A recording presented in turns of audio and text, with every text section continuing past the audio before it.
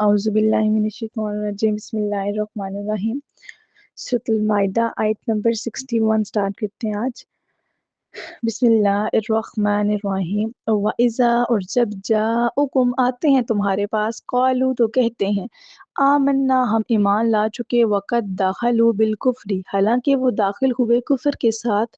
وہم اور وہ قد خرجوا بھی نکلے کفر کے ساتھ واللہ اعلم اور اللہ تعالیٰ خوب جانتا ہے بما جس سے قانو یکتمون وہ چھپا رہے ہیں۔ اور جب وہ تمہارے پاس آتے ہیں تو کہتے ہیں کہ ہم ایمان لائے حالانکہ وہ کفر کے ساتھ آئے اور کفر ہی کے ساتھ چلے گئے اور اللہ تعالیٰ خوب جانتا ہے جس کو وہ چھپاتے ہیں۔ حاشیہ نمبر آپ کا 89 بن رہا ہے۔ اس کی تفسیر دیکھ لیتے ہیں کہ بعض یہودی حضور پاک صلی اللہ علیہ وسلم اور مسلمانوں کے پاس آ کر کہتے کہ وہ مومن ہیں اور اسلام کے تمام احکام کی تصدیق کرتے ہیں، یعنی ان کو سچا مانتے ہیں، حالانکہ ان کے دل کفر پر ڈٹے ہوئے تھے اور صرف زبان سے مسلمانوں کو دھوکہ دینا چاہتے تھے۔ اس آیت میں اللہ تعالیٰ نے مسلمانوں کی مسلمانوں کو ان کے نفاق یعنی وہ جو ہے نا منافق ہیں ان کے نفاق پن کو ظاہر فرمایا کہ وہ کفر کے جس حال میں آپ کے پاس آتے ہیں اسی کفر کی حالت میں لوٹ جاتے ہیں اور ایک لمحے کے لیے بھی انہوں نے دل سے اسلام کو قبول نہیں کیا۔ اسی لیے حضور پاک صلی اللہ تعالیٰ علیہ وآلہ وسلم کی صحبت اور نصیحت کا ان پر کوئی اثر نہیں ہوتا، کیونکہ انہوں نے اپنے دلوں کے دروازوں پر کفر کے تالے لگا رکھے ہیں جو صرف کفر کی چابی سے ہی کھلتے اور بند ہوتے ہیں۔ نیکسٹ دیکھتے ہیں وَتَرَى اور آپ دیکھتے ہیں کثیرم بہتوں کو منہم ان میں سے یساریون بڑے تیز رفتار ہیں فی الاسم گناہ میں والعدوان اور زیادتی کرنے میں وَأَكْلِهِمُ السُّحْتَ اور حرام خوری میں لبئس بے شک یہ بہت ہی برے ما جو کانوا وہ یعملون کام کرتے ہیں۔ آپ دیکھتے ہیں کہ ان میں سے اکثر لوگ گناہ زیادتی اور حرام خوری میں بڑے سرگرم ہیں، یعنی بہت زیادہ کرتے ہیں، یہ کام بہت ہی برے کام ہیں جو وہ کرتے ہیں۔ لولا کیوں نہیں ینعاہم منع کرتے انہیں ربانیون مشائخ والاحبار اور علماء عن قولہم بات کہنے سے الاسم گناہ کی واکلہم اور کھانے سے السحت حرام لبئس بے شک بہت برے ما کانوا یصنعون وہ کرتوت جو وہ کرتے ہیں۔ ان کے مشائخ اور علماء انہیں گناہ کی بات کہنے اور حرام کھانے سے کیوں نہیں روکتے، بہت ہی برے کام ہیں جو وہ کرتے ہیں۔ اس آیت کی ذرا تفسیر دیکھ لیتے ہیں کہ گزشتہ آیت میں عام یہود کو گناہ، ظلم اور حرام خوری پر تنبیہ کی گئی تھی، انہیں ڈرایا گیا تھا کہ یہ برے کام ہیں اور ان کا انجام بھی برا ہوگا، لہٰذا ان سے اجتناب کریں، ان سے خود کو روکیں۔ لیکن اس آیت میں بالخصوص مذہبی رہنماؤں یعنی ان یہودی علماء اور مشائخ کو تنبیہ کی جا رہی ہے، ان کو ڈرایا جا رہا ہے کہ جو علماء کو گناہ اور حرام خوری سے منع نہیں کرتے، اگرچہ اس آیت کا تعلق یہود سے ہے مگر اس کا حکم عام ہے۔ عام سے مراد ہے کہ یہاں پر تو یہود کو مخاطب کیا جا رہا ہے، لیکن اس میں ہر علماء، ہر جو صرف یہودی نہیں، اب جیسے مسلمان ہیں، جتنے بھی فرقے ہیں، جس بھی فرقے کے جو بھی علماء ہیں، اگر ان کے جو ماننے والے ہیں اگر وہ غلط کام کرتے ہیں اور وہ ان کو منع نہیں کرتے تو ساروں کے لیے یہی حکم ہے، یہ حکم عام ہے، یعنی سب کے لیے ہے، یعنی جو بھی غلط کام کرے گا اس کا جو انجام ہوگا وہ پھر غلط ہی ہوگا۔ تو لہٰذا ان سے ہاں جی ٹیک اے منٹ جسٹ ہاں جی اگرچہ اس آیت کا تعلق یہود سے ہے مگر اس کا حکم عام ہے اور ہر مذہبی رہنما کے لیے لمحہ فکریہ ہے، یعنی سوچنے کی بات ہے۔ حدیث اس سے کچھ دیکھ لیتے ہیں۔ حضرت عبداللہ بن عباس رضی اللہ تعالیٰ عنہ نے فرمایا کہ مشائخ اور علماء کے لیے پورے قرآن میں اس آیت سے زیادہ سخت تنبیہ کہیں نہیں ہے۔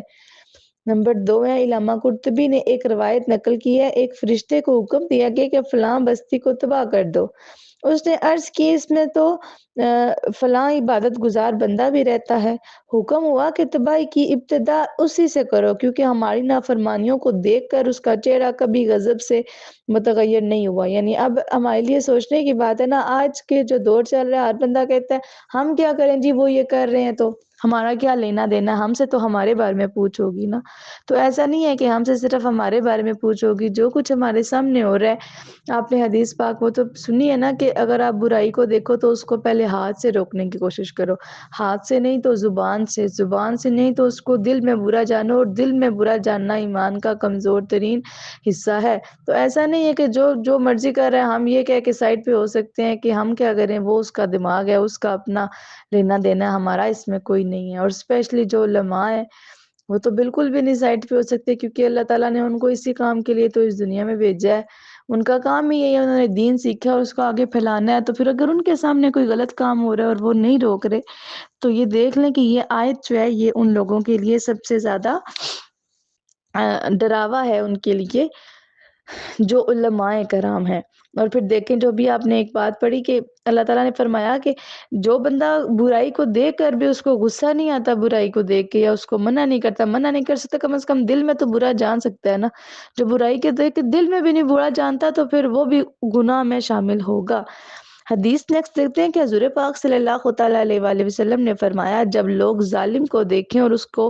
ظلم سے باز رکھنے کے لیے اس کے ہاتھ نہ پکڑیں تو عنقریب اللہ تعالیٰ ان سب لوگوں کو عذاب میں مبتلا کر دے گا۔ آپ جو قرآن پاک کی تفسیر پڑھ رہے ہیں، اس کا مقصد کیا ہے کہ اپنی سوچوں کو بدلنا ہے، اپنی ذہنیت کو بدلنا ہے۔ یہ نہیں کہ جس طرح سے ہمارے مطلب ایک سوچ چلی آ رہی ہے اسی سوچ کو آپ آگے لے کے چلیں، جیسے جو بھی بس کہہ رہے ہیں بڑے آپ اسی کو آگے فارورڈ کریں، بلکہ آپ نے قرآن و حدیث کے حوالے سے اپنی سوچ کو بدلنا ہے کہ جو بھی کام کریں وہ اس حوالے سے کریں۔ اگر آپ کسی کو منع کرتے ہیں کسی غلط کام سے اور اگلا بندہ آپ کو کچھ کہتا ہے تو آپ اس کو کہیں کہ میں اپنے لیے تمہیں منع نہیں کر رہی،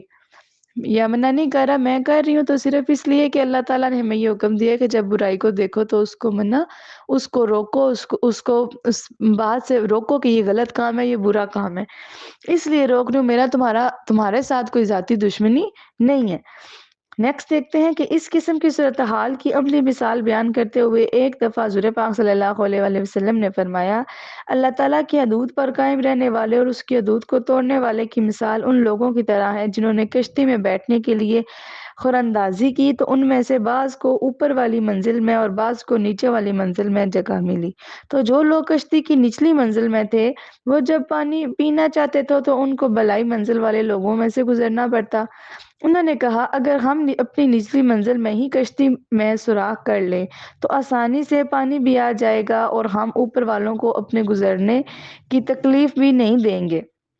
اب اگر اوپر والوں نے ان کو اپنا ارادہ پورا کرنے کے لیے چھوڑ دیا تو پوری کشتی پانی سے بھر جائے گی اور سب ڈوب کر ہلاک ہو جائیں گے، اور اگر اوپر والوں نے ان کے ہاتھوں کو سوراخ کرنے سے روک لیا تو بلائی منزل اور زرعی منزل والے سب لوگ نجات پا جائیں گے۔ مطلب یہ ہے کہ اگر کسی قوم کا ایک گروہ غلط راہ پر چل نکلے اور ایسے کام کرنے لگے جو ملک و ملت کے لیے تباہی کا سبب بنتے ہیں تو قوم کے ذمہ دار لوگوں، علماء، مشائخ اور سیاسی اور سماجی رہنماؤں کا یہ فرض بنتا ہے کہ وہ ان کے ہاتھ روکیں، ورنہ پوری قوم تباہ و برباد ہو سکتی ہے۔ اس میں نوٹ کیا ہے کہ اس آیت میں ان علماء و مشائخ کا ذکر ہے جو برائیوں کو روکنے کے لیے نہ تو ہاتھ اور زبان استعمال کرتے ہیں اور نہ ہی برے لوگوں کو دل میں برا جانتے ہیں، لیکن جو مخلص علماء و مشائخ اپنی استطاعت کے مطابق برائیوں کو روکنے کے لیے ہاتھ اور زبان کو استعمال کرتے ہیں اور بے بسی کی صورت میں اپنی دلی بیزاری کسی نہ کسی طرح ظاہر کر دیتے ہیں تو ان کے لیے اللہ تعالیٰ کے ہاں اجر عظیم ہے، چاہے لوگ ان کی تلقین و تدبیر پر عمل کریں یا پھر نہ کریں۔ یہ عام مسلمان کے لیے بھی یہی حکم ہے جو آپ نے حدیث میں نے آپ کو بتائی کہ برائی کو دیکھیں تو اس کو ہاتھ سے روکیں، نہیں تو زبان سے روکیں، نہیں تو دل میں برا جانیں۔ تو یہ تو ہر مسلمان پہ ہے نا کہ جب بھی آپ برائی کو دیکھیں تو فرسٹ آف آل اب یہ ہمارا ایمان پہ نا کہ ہمارا ایمان کتنا مضبوط ہے۔ جتنا ایمان مضبوط ہوگا اتنا ہم اتنے ہی اگلے سٹیپ پہ جائے گا نا۔ اگر ہم اسکول کالج یونیورسٹی میں کہتے ہیں کہ ہمارے نہیں 80% کیوں 90% نمبر آنے چاہیے، 95%، یعنی ہم آگے سے آگے بڑھنے کی کوشش کرتے ہیں تو اپنے ایمان میں بھی اضافہ کرنے کے لیے دیکھیں نا کہ ایمان میں یہ اگر کام ہے تو میں اس کو کیسے ہی ڈیل کروں گی تو میرا ایمان زیادہ مضبوط ہوگا۔ تو آپ جب برائی دیکھیں تو فرسٹ آف آل کوشش کریں کہ آپ اس کو اپنے ہاتھوں سے روکنے کی کوشش کریں۔ نیکسٹ دیکھتے ہیں آپ کی آیت نمبر 94۔ وقالت الیہود، اور کہا یہود نے، ید اللہ، اللہ کا ہاتھ، مغلولۃ، جکڑا ہوا، غلت، جکڑے جائے، ایدیہم، ان کے ہاتھ، ولو انو، اور پھٹکار ہوں ان پر، بما قالوا، بے وجہ اس قول کے، بل یداہ، بلکہ اس کے دونوں ہاتھ، مبسوطتان، کھلے ہوئے، ینفقو، خرچ کرتا ہے، کیفا، جیسے، یشاء، چاہتا ہے، وَلَیَزِیدَنَّ، اور ضرور بڑھائے گا، کثیراً، اکثر کو، منہم، ان میں سے، ما انزلہ، جو نازل کیا گیا، الیک، آپ کی طرف، من ربک، آپ کے رب کی طرف سے، طغیاناً، سرکشی، وکفراً، اور انکار میں، وَأَلْقَیْنَا، اور ہم نے ڈال دیے ہیں، بینہم، ان میں، العداوۃ، دشمنی، والبغضاء، اور بغض، الی، تک، یوم القیامت، روز قیامت، کلما، جب کبھی، او قدو، وہ بھڑکاتے ہیں، نارن، آگ، للحرب، لڑائی کی، اطفاءہا، بجھا دیتا ہے اسے، اللہ تعالیٰ، ویسعون، اور یہ کوشش کرتے ہیں، فی الارض، فسادن، زمین میں فساد برپا کرنے کی، واللہ، اور اللہ تعالیٰ، لا یحب، نہیں پسند کرتا، المفسدین، فسادیوں کو۔ اور یہود نے کہا کہ اللہ تعالیٰ کا ہاتھ بندھا ہوا ہے۔ پہلے یہاں تک تفسیر دیکھ لیتے ہیں کہ اسلام کے ابتدائی دور میں مدینہ کے یہود نے جب مسلمانوں کی غربت اور تنگ دستی دیکھی تو اور ساتھ یہ بھی سنا کہ اللہ تعالیٰ قرض خسنہ مانگ رہا ہے، تو کہتے ہیں کہ محمد کا خدا فقیر یعنی محتاج اور غریب ہے، اور اس آیت میں ان کے دعویٰ یہ ہے کہ اللہ تعالیٰ کا ہاتھ بندھا ہوا ہے، یعنی وہ بخیل ہے اور وہ اپنے بندوں پر خرچ نہیں کرتا، اسی لیے تو مسلمان افلاس و غربت کا شکار ہیں۔ علامہ قرطبی لکھتے ہیں اس میں اللہ تعالیٰ نے حضور پاک صلی اللہ علیہ وسلم کو تسلی دی ہے کہ آپ ان کی گستاخیوں سے رنجیدہ نہ ہوں، غم نہ کریں، یہ تو ایسے سرکش ہیں، ایسے بھٹکے ہوئے ہیں جو مجھے بھی فقیر اور وکیل کہنے میں کوئی شرم محسوس نہیں کرتے۔ آیت کا نیکسٹ پارٹ دیکھتے ہیں، اور انہی کے ہاتھ باندھے جائیں گے، اور اس گستاخانہ قول کی وجہ سے ان پر لعنت ہو۔ اس آیت کی تفسیر دیکھ لیتے ہیں کہ یہ تو یا خبر دی گئی ہے کہ دراصل یہودی خود فقیر اور بخیل ہو گئے ہیں اور اللہ تعالیٰ کی بارگاہ میں اس گستاخی کی وجہ سے مردود ہو گئے ہیں، یا بطور بد دعا انہیں کہا جا رہا ہے کہ انہی کے ہاتھ تنگ ہو جائیں، یعنی وہ خود فقیر و بخیل ہو جائیں اور ان پر اس بد زبانی کی وجہ سے لعنت پڑے۔ چنانچہ تاریخ شاہد ہے، تاریخ گواہ ہے کہ تھوڑے ہی عرصے کے بعد یہودیوں پر اللہ تعالیٰ کی ایسی پھٹکار پڑی کہ انہیں تنگ دست ہو کر مدینہ چھوڑنا پڑا، اور مسلمانوں پر اللہ تعالیٰ نے ایسا کرم فرمایا کہ کیس و کسریٰ کی حکومتوں اور خزانوں پر اسلام کا پرچم لہرانے لگا۔ اس آیت سے یہ بھی معلوم ہوا کہ جو اللہ تعالیٰ کی شان میں گستاخی کرے تو اس کی تردید یعنی اس کو روکنا بندہ مومن کی ذمہ داری ہے، اور ایسے گستاخ کے لیے بد دعا کرنا قرآنی تعلیم کے عین مطابق ہے، اور وہ شخص بھی ایسے ہی سلوک کا مستحق ہے جو حضور پاک صلی اللہ علیہ وآلہ وسلم کی شان میں گستاخی کرے، جیسے قرآن مجید کی ایک پوری سورت ابو لہب کے خلاف نازل ہوئی۔ نیکسٹ آیت کا پارٹ دیکھتے ہیں، بلکہ اللہ تعالیٰ کے تو دونوں ہاتھ کھلے ہیں اور وہ جس طرح چاہتا ہے خرچ کرتا ہے۔ اس آیت کی تفسیر دیکھتے ہیں کہ اللہ تعالیٰ جسم اور جسمانیت سے پاک ہے، ہاتھوں کا بندھا ہوا ہونا بخل سے کنایا ہے، اور دونوں ہاتھوں کا کھلا ہونا جو اس کی عطا کثرت سے کنایا ہے۔ تو ان الفاظ میں اللہ تعالیٰ یہود کے لغو اعتراض، غلط اعتراضات کو بیان فرما رہا ہے اور بتا رہا ہے کہ وہ فقیر اور بخیل نہیں بلکہ غنی اور بہت زیادہ سخی ہیں جب چاہتا ہے، یعنی اللہ تعالیٰ جو ہے وہ بہت زیادہ سخی اور غنی ہے، جب چاہتا ہے، جسے چاہتا ہے، جتنا چاہتا ہے وہ عطا کرتا ہے، اس کے باوجود اس کے غیر محدود خزانوں میں کوئی کمی نہیں آتی، جیسے کہ حضور پاک صلی اللہ علیہ وآلہ وسلم نے فرمایا بے شک اللہ تعالیٰ کا دایاں ہاتھ بڑھا ہوا ہے، رات دن خرچ کرتا ہے لیکن کوئی کمی نہیں آتی۔ ذرا دیکھو تو جب سے آسمان و زمین اس نے پیدا کی ہیں وہ خرچ کر رہا ہے لیکن اس کے ہاتھ کے خزانوں میں کمی نہیں آئی۔ ابو سعود نے کہا کسی کے رزق میں کمی کی یہ وجہ یہ نہیں کہ اللہ تعالیٰ کے فیضان میں نقص ہے، بلکہ اس انسان کے اپنے گناہوں کی نحوست یا اللہ تعالیٰ کی حکمت کا تقاضا یہی تھا۔ اللہ تعالیٰ کی حکمتوں کا احاطہ ہمارے بس سے باہر ہے۔ ضروری نہیں کہ کسی انسان کی غربت کی وجہ اس کی شامت اعمال ہو، کبھی یہ غربت اس کے بہتر مستقبل کا پیش خامہ یا کسی بڑی مصیبت سے نجات کا ذریعہ بھی ہو سکتی ہے جس کو اللہ تعالیٰ ہی بہتر جانتا ہے، کیونکہ بعض دفعہ ایک ہی قسم کی تکلیف کے دو مختلف اور متضاد اسباب اور مقاصد ہو سکتے ہیں۔ جیسے چور کا ہاتھ اس لیے کاٹا جاتا ہے کہ اس کے بدعمالی کی اسے سزا دی جائے، اور بیمار کا ہاتھ اس لیے کاٹا جاتا ہے تاکہ اس کا بقیہ جسم اس کی بیماری سے محفوظ ہو سکے۔ اب ہاتھ کاٹنے کا نقص تو ایک ہے، مگر اسباب یعنی وجہ دونوں کی کیا ہے؟ الگ الگ ہے۔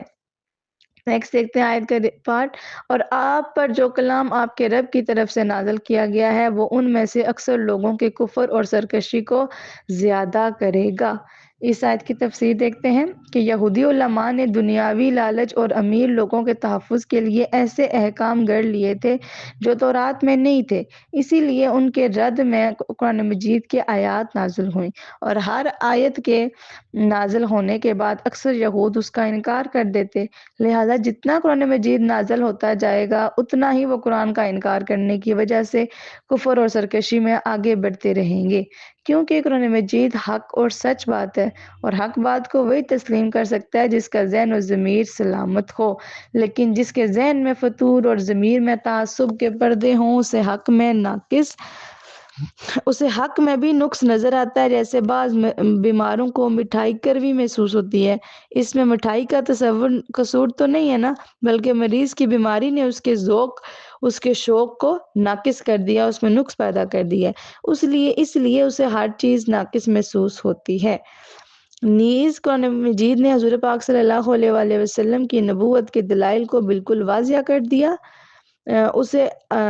بالکل واضح کر دیا، اور بعض حق پرست یہود نے اسلام قبول کرنا شروع کر دیا تو اس سے بھی یہود کے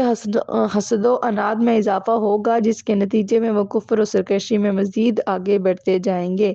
علامہ ابن کثیر لکھتے ہیں کہ اللہ تعالیٰ کے رسول، اللہ تعالیٰ آپ کو جن نعمتوں سے نوازتا ہے یہ حسد کے مارے یہود کے لیے کسی عذاب سے کم نہیں ہے۔ ان نعمتوں کو دیکھ کر اہل ایمان کی تصدیق اور نیکیوں میں اضافہ ہوگا، جبکہ یہود کے انکار اور سرکشی میں اضافہ ہوگا۔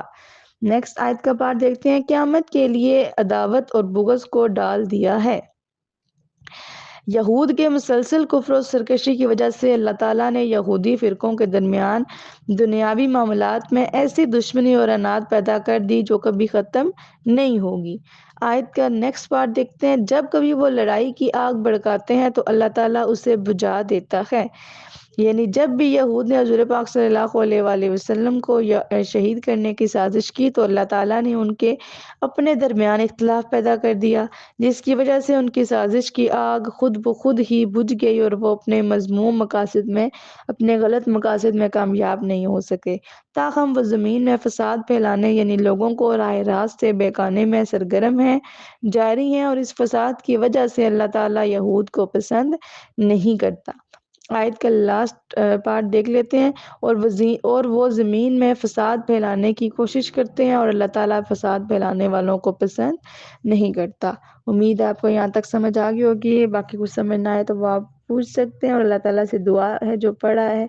اس کو سمجھنے، اس پر عمل کرنے، اسے دوسروں تک پہنچانے کی توفیق عطا فرمائے۔ وما علینا الا البلاغ المبین۔